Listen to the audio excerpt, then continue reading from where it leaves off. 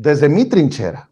Puedo equivocarme y si me equivoco me disculpo, pero de ahí a decir que o a permitir que esto se digan con autoridad moral para escupir su veneno contra nosotros,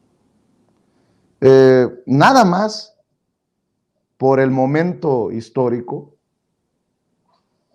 Voy a recordar lo que escribió hace unos días Raimundo Rivapalacio, no sé si lo tenga por ahí don David, cuando Raimundo Rivapalacio dice que somos francotiradores. Ahí está en pantalla. ¿Cómo se llama la columna? ¿La tiene por ahí? Don David. Porque esto es relevante. Esto es relevante. Mire, lo voy a ligar una cosa con la otra. Y esto es, creo que, evidencia que nosotros estamos del lado correcto de la historia. El 6 de febrero, hace unos días, escribió Raimundo Rivapalacio, difamaciones por desesperación. Mucho tiempo y dinero le ha invertido el presidente Andrés Manuel López Obrador al juicio sumario a Genaro García Luna en la Corte de Palacio Nacional para golpear por esa vía al expresidente Felipe Calderón, que lo derrotó en la elección de 2006. Esa cruzada permanente se intensificó en las 2 últimas semanas, las primeras del juicio en Brooklyn del exsecretario de Seguridad Pública Federal, donde las cosas no han salido como esperaba. Los testigos de la Fiscalía no han proporcionado la bala de plata contra García Luna, acusándolo de oídas y sin pruebas, mientras su defensa los ha hecho contradecirse y reconocer que no tienen nada, salvo su palabra contra él.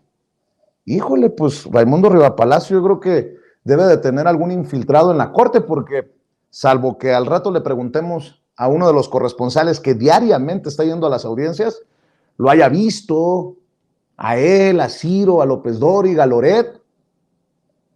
Desde 2019, su entonces consejero jurídico Julio Scherer le advirtió que no estaba sólido el caso contra García Luna, pero el presidente apretó el acelerador. La Fiscalía General le abrió carpetas de investigación en enero de 2022 y para cubrir las apariencias las recicló en un comunicado de prensa en junio del año pasado y le volvió a dar la vuelta para informar lo mismo hace unos días. Tenían que ganar tiempo, después de un desaire del gobierno de Joe Biden que no hizo caso a una solicitud del presidente para que les facilitaran la documentación que el Departamento de Justicia presentó al juez Brian Cogan en Brooklyn. El gobierno mexicano está a ciegas. García Luna nunca solicitó la ayuda consular, por lo que su información depende únicamente de lo que publica la prensa y del equipo multidisciplinario que envió a darle seguimiento a las audiencias en Brooklyn. No se sabe si García Luna es culpable o inocente de presuntos nexos con el cártel de Sinaloa, y tampoco dependerá la verdad del jurado en aquella corte, porque la justicia en Estados Unidos no depende necesariamente de qué es justo, sino de qué abogado tiene la mejor narrativa para convencer al grupo de 12 personas responsables del futuro del exsecretario.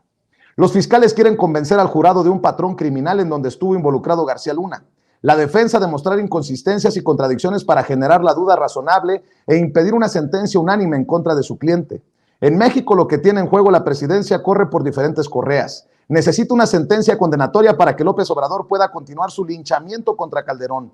No importa qué decida el jurado, pues en caso de ser opuesto a sus deseos, siempre tendrá el discurso de que García Luna lo corrompió y que el Departamento de Justicia prefirió mantener sus privilegios. Pero para esto, necesita alinear la opinión pública en México a fin de que no se publiquen textos que siembren la duda razonable y afecten su estrategia. Para esto, la presidencia tuvo una ocurrencia que no estrategia. Despachó a uno de sus francotiradores, aquí su más seguro servidor, a Brooklyn, bajo la máscara de periodista que le crearon desde principios de sexenio para que comenzara a sembrar infundios contra varios comunicadores a partir de los dichos de criminales en el juicio que Arturo Beltrán Leiva pagó a periodistas para que difundieran rápidamente la captura de Jesús Reinaldo Zambada del Rey en octubre de 2008. A los primeros que le endilgaron semejante aberración fueron a Ciro Gómez Leiva, Carlos Loret, y a quien esto escribe, aduciendo que uno era director de Milenio Televisión, el otro conducía un importante noticiero matutino y en mi caso, porque era director editorial del Universal. De las cuentas personales de los propagandistas de López Obrador y de las afines al vocero Jesús Ramírez Cuevas, se retuitearon las mentiras. El enviado de Palacio Nacional diseminó la especie desde Estados Unidos sin el mínimo cuidado de buscar cuadrar las mentiras con los hechos que está siendo alimentada por algunos corresponsales mexicanos. Bueno, horas más tarde, precisamente en el juicio, ese mismo día que publicó su columna Raimundo Riva Palacio, un testigo asegura que Genaro García Luna le pagaba 25 millones de pesos mensualmente al periódico El Universal, en donde él era el director editorial. Al otro día, para defenderse, salió el director editorial actual, David Aponte, con Ciro Gómez Leiva, a decir que los fiscales estaban controlados por Andrés Manuel López Obrador o que tocaban la música que quería escuchar el presidente de México, en lo que me parecía una locura. Bueno, más tarde, en el juicio, se hace mención de Felipe Calderón, ya no solamente de García Luna, por parte de Edgar Beatty, el ex fiscal de Nayarit. Hoy se confirma que hay una defensa de Genaro García Luna. ¿En dónde? Con Ciro Gómez Leiva. Presentaron, como le decía, al exdirector del CISEN, y para darle paso a la entrevista que viene a continuación, para que nos dé también su opinión de estas declaraciones que me parecen irresponsables, del que fuera el director del CISEN en tiempos de Calderón, que tampoco se enteró de todo esto que se está ventilando, la vida de lujos de Genaro García Luna, los presuntos sobornos, los pactos. Vamos a escuchar. Está el golpe, David Aponte, está el editorial que ya leímos hace unos momentos. Mi de querido ustedes, David, vamos a ver y escuchar lo que le dice el exdirector del CISEN a Ciro Gómez Leiva, por favor.